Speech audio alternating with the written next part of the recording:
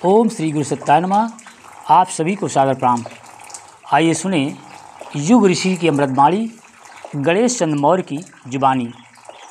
उज्ज्वल भविष्य की सार्थक दिशाधारा नामक प्रकरण से आज का विषय है आने समय की विषमता और जिम्मेदारी अनुभव करें। उज्ज्वल भविष्य की सार्थक दिशाधारा में मित्रों आपको 5 वीडियो संदेश मिलेंगे, जिसमें सबसे पहला है आने समय की विषमता और जिम्मेदारी अनुभव करेंगे। दूसरा विषय है मानवीय पुरुषार्थ एवं दैवी अनुदान। तीसरा है बड़े कार्यों के लिए सशक्त प्रयास। चौथा है कसौटी पर खरे उतरें। 5 है सुअवसर हाथ से जाने न पाए। आइए प्रारंभ करते हैं। आने समय की विषमता और जिम्मेदारी अनुभव करें, इस विषय पर युग ऋषि के अमृत में विचार। मित्रों, विनाशकारी दुर्बुद्धि जब तक उभरती तो है, पर वो देर तक टिकती नहीं। पैदा किए गए अनर्थ के साथ साथ वो स्वयं भी समाप्त हो जाती है। माचिस की एक तीली चपेट में आने वाले घर मोहल्ले को जला तो देती है, पर साथ ही साथ वो ये भी निश्चित है कि तीली बच स्वयं भी नहीं पाती है। दूसरों को जलाने के लिए उत्पन्न हुई दुर्बुद्धि उस उद्गम को भी समाप्त करके रहती है जहाँ से कि वो उपजी थी।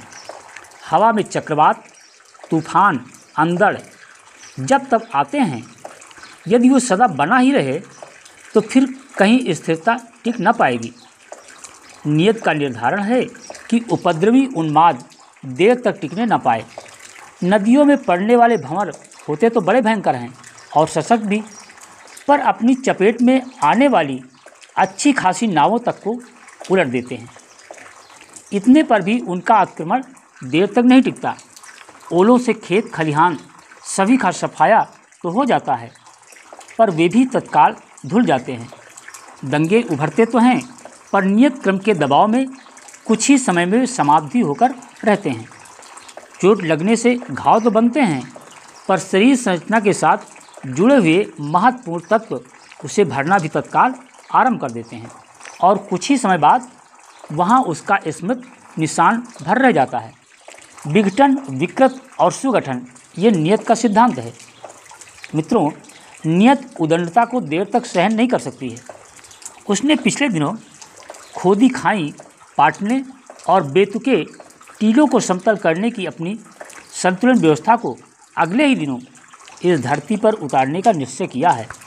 हानि का वर्तमान स्वरूप और संसार का प्रस्तुत वातावरण उसे रास नहीं आता है। फलतः अवांछनीयता को निरस्त करने और उसके स्थान पर ऐसा कुछ विनिर्मित करने का सरंजाम जुटाया है जिसे सौम्य, सुंदर एवं सभ्यता, सुसंस्कारिता का प्रतीक कहा जा सके। यही है 21वीं सदी की रूपरेखा, जिसके साथ उज्ज्वल भविष्य की सुखद संभावना का समन्वय किया जा रहा है। ये गंगा अवतरण की पुरातन घटना के समतुल्य है, जिसने सूखे वीरानों को सस्य श्यामला बना दिया था। इस संभावना को सतयुग की वापसी के नाम से भी प्रतिपादन किया गया है। ओम शांति। मित्रों, इस वीडियो संदेश को ज़्यादा से ज़्यादा अपने इस मित्रों तक शेयर संप्रेषित जरूर करें। इसे लाइक करें, कमेंट करें और इसे अपने आचरण में उतार करके मानव से महामानव का बनने का प्रयास करें।